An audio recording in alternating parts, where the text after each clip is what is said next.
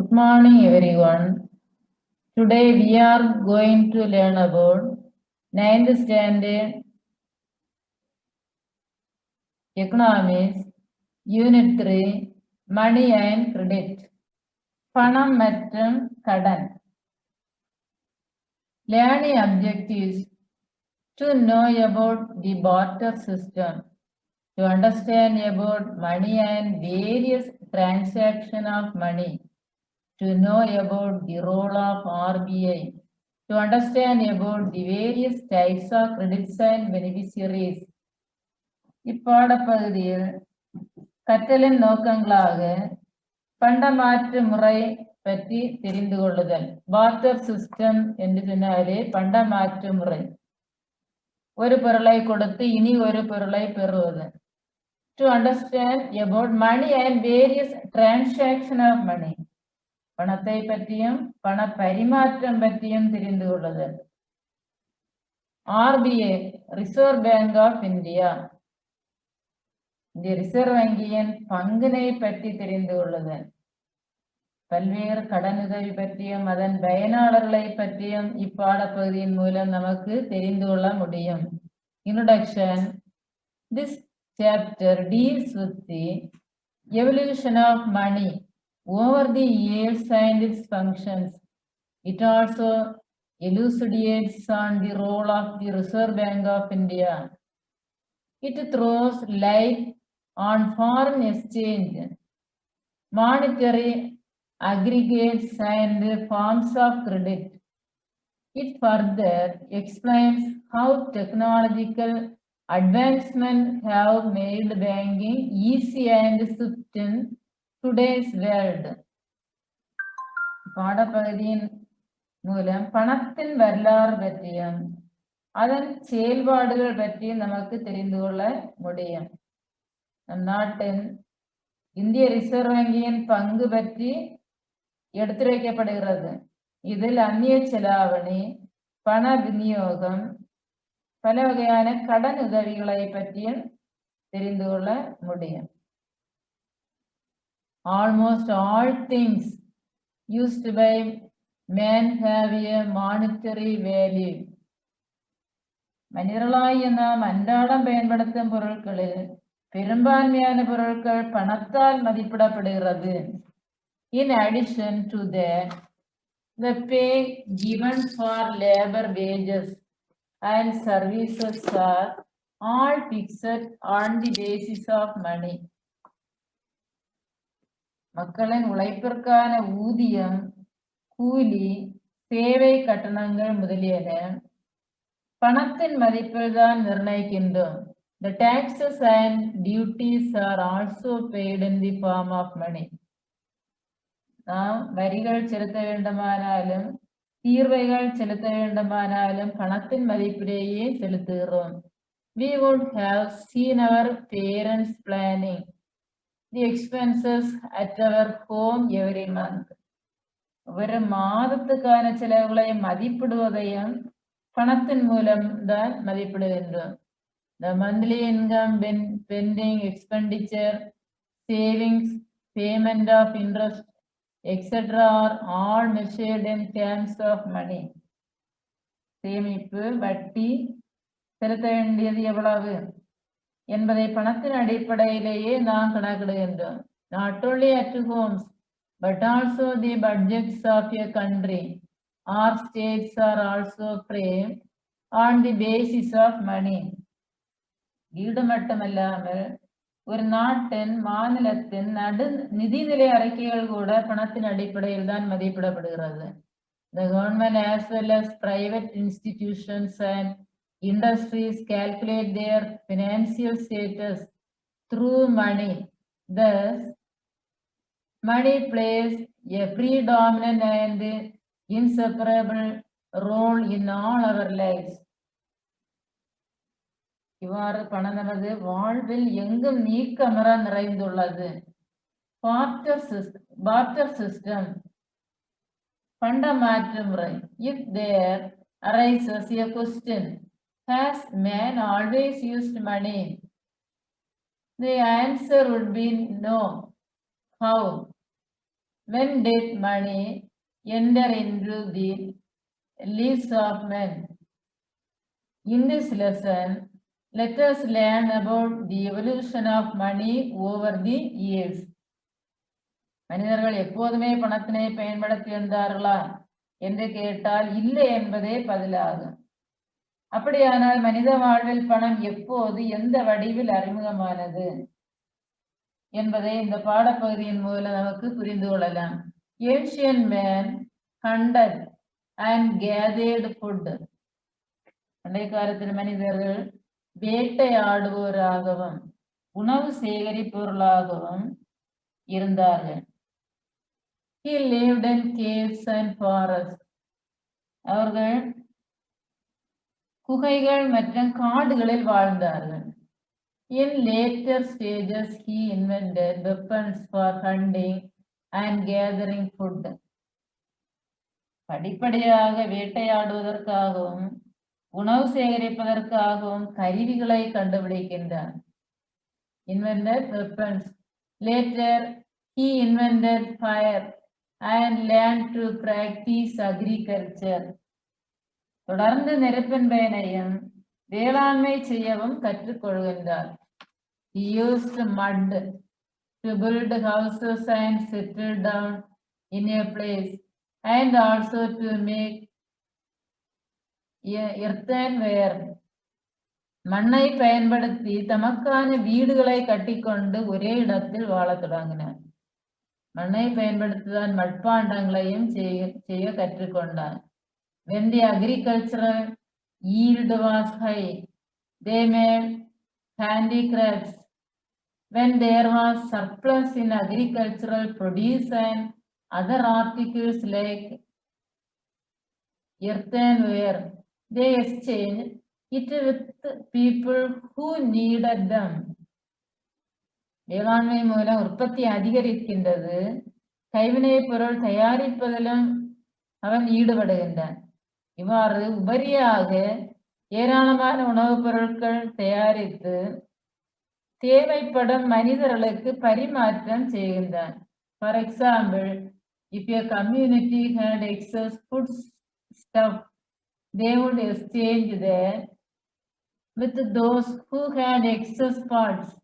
Likewise, when a particular grain grew in abundance in a region, எடுத்துக்காட்டாக ஒரு சமுதாயத்திடம் அதிக உணவுப் பொருட்கள் இருந்தால் அவற்றை மட்பாண்டங்கள் உபரியாக வைத்திருப்பவர்களிடம் பரிமாற்றம் செய்தனர்.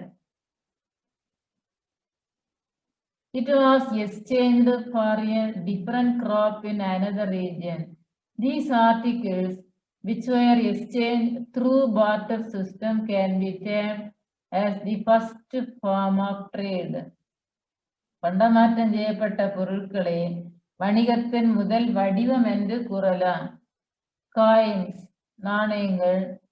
The barter system flourished wherever civilizations thrived. This system was active not only within a civilization but also among civilization. This was the initial form of international trade. நாகரிகங்கள் உருவான அனைத்து பகுதிகளிலும் பண்டமாற்று முறை செல்வாக்கு பெற்றிருந்தது. ஒரே நாகரிகத்திற்குள் மட்டுமில்லாமல் வேறு வேறு நாகரிகங்களுக்கு இடையிலும் பண்டமாற்று முறையில் பரிமாற்றம் நிகழ்ந்துள்ளது. During archaeological excavations in Egypt and Iraq or Mesopotamia, articles used during the Indus Valley civilization were excavated. இதுவரை நாகரிக காலகட்டத்தில் காணப்பட்ட பொருட்கள் எகிப்து, Egypt and Iraq or Mesopotamia பகுதிகளில் மேற்கொள்ளப்பட்ட ஆய்வுகளில் கண்டுபிடித்திருக்கின்றார்கள். சிவிலைசேஷன் were excavated, ஆய்வு பொருட்கள். In this picture,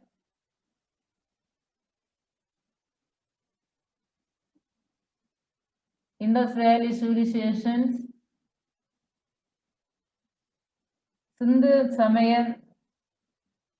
சிந்துவெளி நாகரிக மக்கள் பயன்படுத்திய நாணயங்கள்.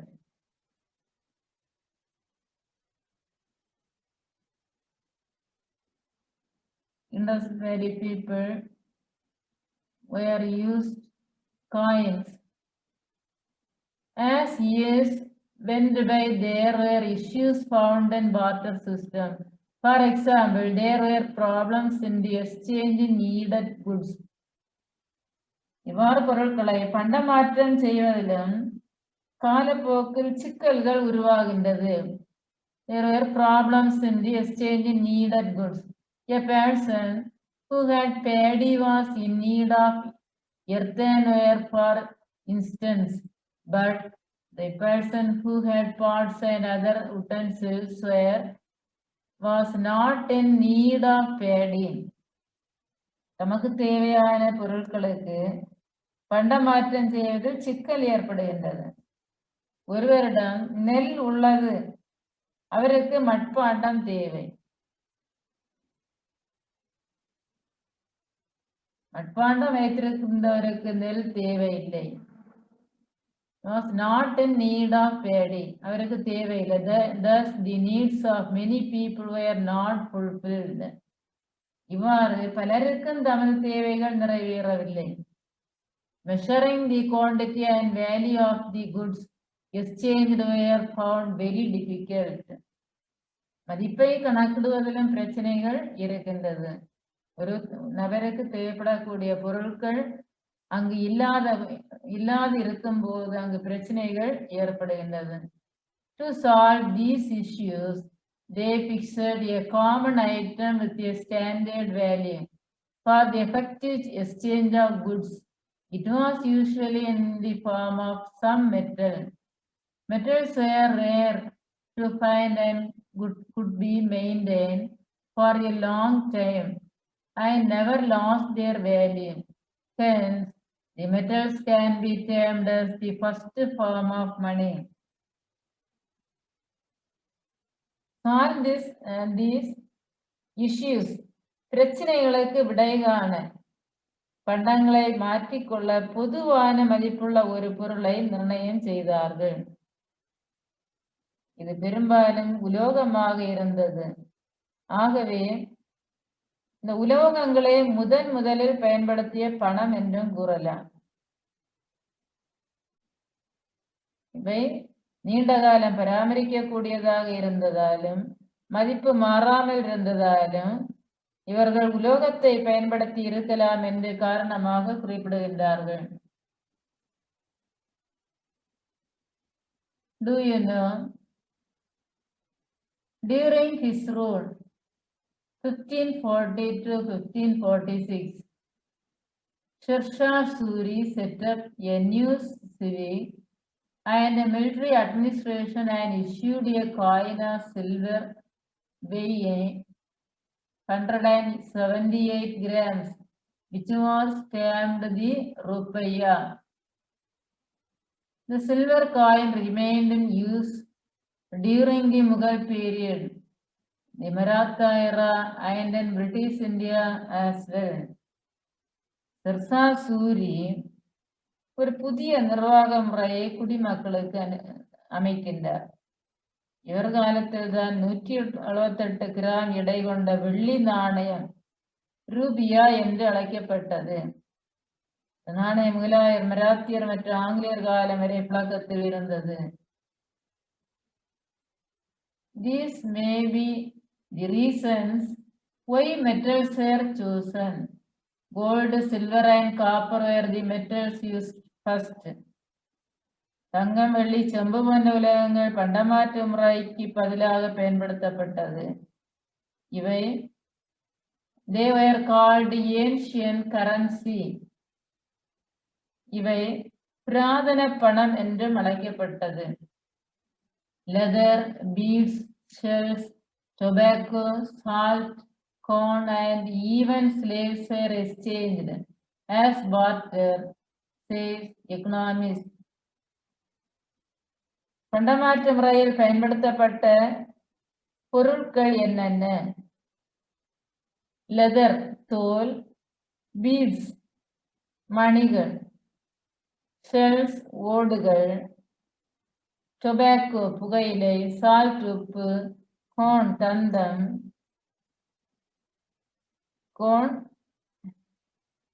சோளம்,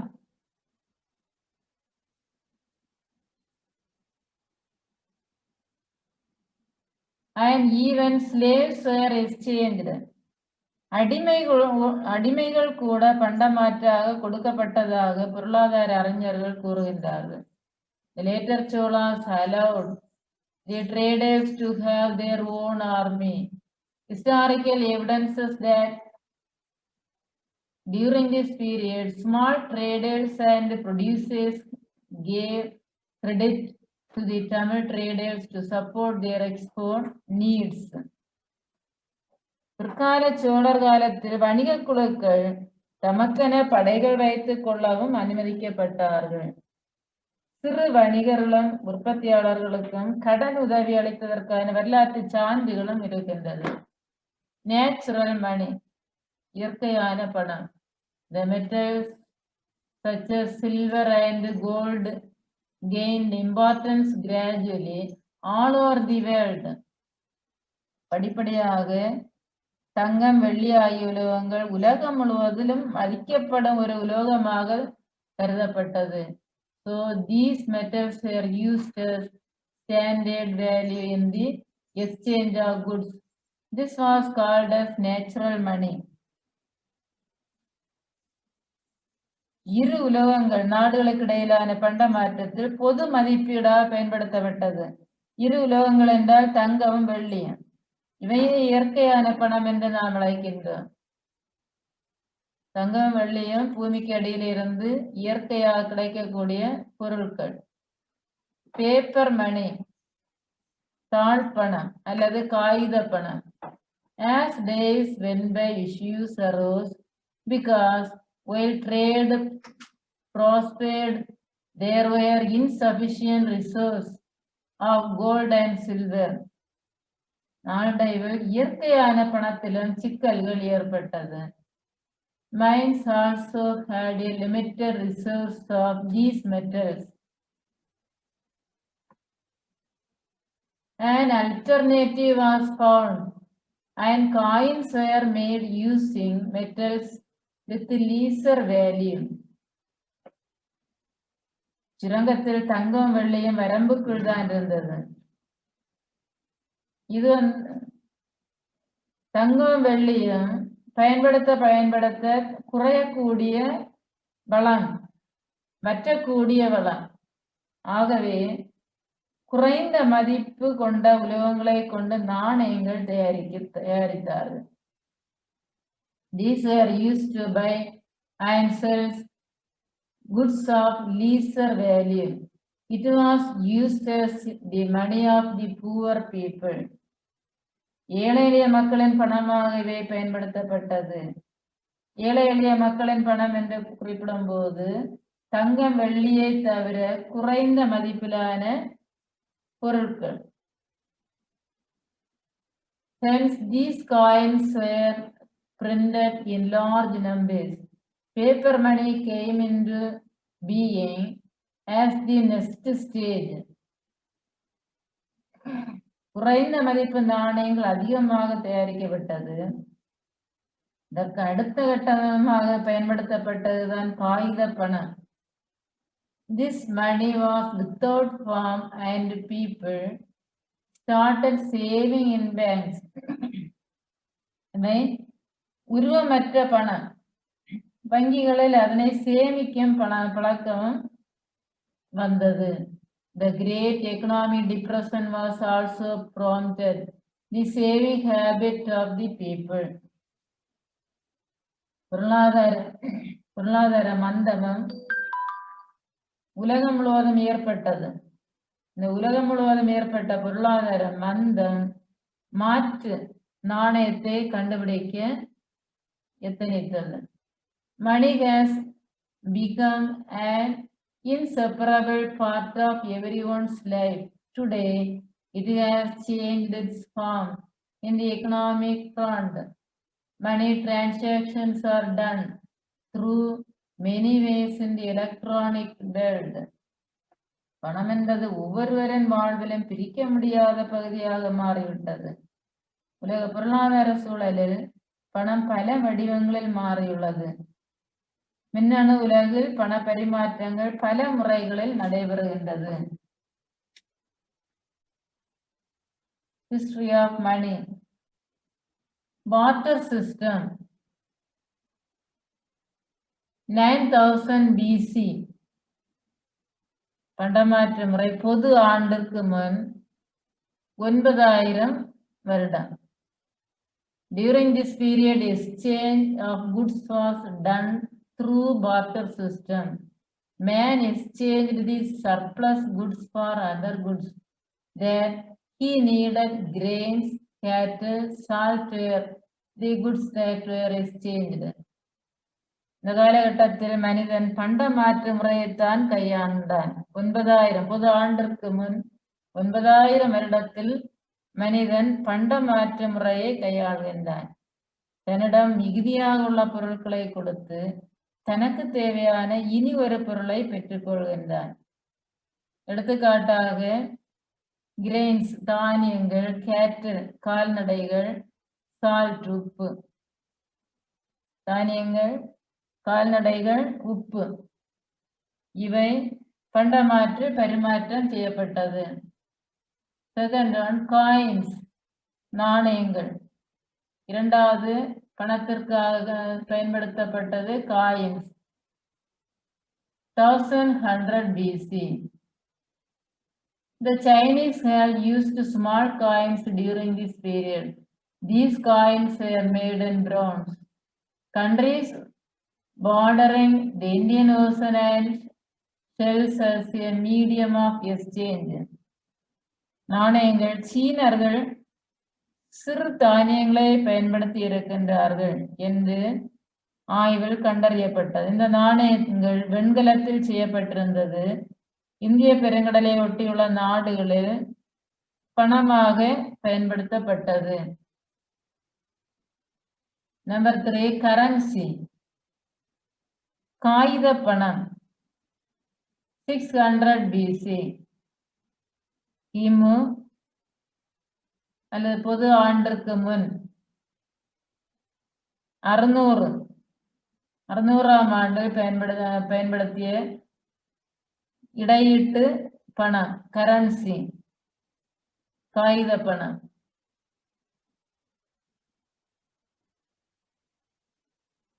King Aliades of Lydia announced publicly that official currency will be used for trade.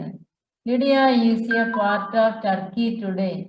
This transaction of money spread throughout the Mediterranean region. மத்தியதரை கடல் பகுதி முழுவதும் இந்த பண பரிவர்த்தனை பெற தொடங்கியது. லிதியா நாட்டு மன்னர் அலியாதிஸ் வணிக பரிமாற்றத்திற்கு பணத்தை பயன்படுத்த போவதாக அதிகாரபூர்வமாக அறிவித்தார். இந்த நாடு இப்போது துருக்கியின் ஒரு பகுதியாக உள்ளது. நம்பர் 4 கோல்டு காயின் தங்க நாணயங்கள். 1250 AD CE. பொது ஆண்டு 1250 மனிதன் பயன்படுத்திய இடையீட்டு பொருட்கள் வாங்கவும் விற்கவும் இடையீட்டு பொருளாக பயன்படுத்தியது கோல்டு காயின் தங்க நாணயம். The foreign a gold plated coin was introduced in Europe. பரிவர்த்தனைக்காக தங்க முலாம் பூசப்பட்ட நாணயம் ஐரோப்பாவில் தான் அறிமுகப்படுத்தினார்கள். Number 5 Marco Polo 1290 AD RCE. பொது ஆண்டு அல்லது கிபி 1290 மார்க்கோ போலோ என்ற பணம் இருந்தது. Paper money spread to Europe through the travels of Marco Polo. Traveller Marco Polo என்பவர் ஒரு டிராவலர், வெனிஸ் நாட்டு பயணி. மார்க்கோ போலோ பயணத்தால் காகித பணம் ஐரோப்பிய நாடுகளில் பரவியது.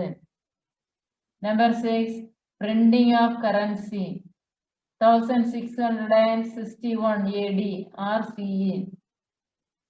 When new paper money was printed in Sweden, it was not much welcome.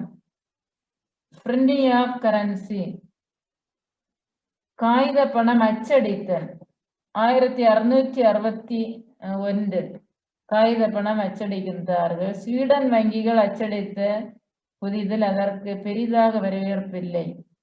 Sweden தான் முதலாக காகித பணத்தை அச்சிட்டு வெளியிட்டார்கள். In this picture says about printing of currency. Number 7, electronic transfer, 1860 AD or CE. Through telegram an effort was undertaken to transfer money electronically. மின்னணு பரிமாற்றம், தந்தி மூலமான மின்னணு பண பரிவர்த்தனை முயற்சி மேற்கொள்ளப்பட்டது. நம்பர் 8, கிரெடிட் கார்டு, கடன் அட்டை, 1946 AD or CE. John Dickens invented the credit card. John Dickens credit கார்டை உருவாக்குகின்றார். Number 9, mobile banking. Mobile banking அலைபேசி வங்கி செயல்பாடு. பொது ஆண்டு 1999. European banks introduce mobile banking. ஐரோப்பிய வங்கிகள் தான் முதலாக மொபைல் பேங்கை அறிமுகம் செய்தது. Number 10, NFC, 2008 AD or CE. Near field communication, NFC was introduced in Britain. பண பரிவர்த்தனை முறை பிரிட்டனில் அறிமுகம் செய்யப்பட்டது. In 2016, it came to India. It takes only about 7 to 8 seconds to transact money through NFC. இந்த முறை 2016 தான் இந்தியாவுக்கு வந்தது.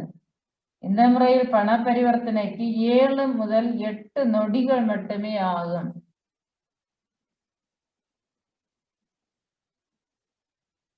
கரன்சி